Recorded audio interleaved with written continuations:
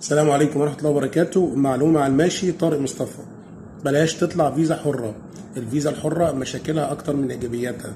هتدفع دم قلبك وتدفع فلوس كتير من مصر عشان تيجي السعودية، وفي الآخر هتيجي مش هتلاقي شغل، وهتقعد شهر واتنين وتلاتة وانت مش لاقي شغل. وطبعا انت جاي بقرشين هيخلصوا منك في البلد هنا، بحكم ان انت هتأجر سكن وبحكم ان انت هتصرف مصاريف شخصية. فنصيحتي ليك بلاش تطلع فيزا حرة، اطلع على عقد عمل افضل ليك، ويفضل انك انت تتعاقد على مهنة كويسة ومرتب كويس، ومش اقل من 3.5 ريال، اقصد 3500 ريال لو انت اعزب، و4500 ريال لو انت متزوج. ده الحد الادنى من وجهة نظري اللي يناسب في السعودية.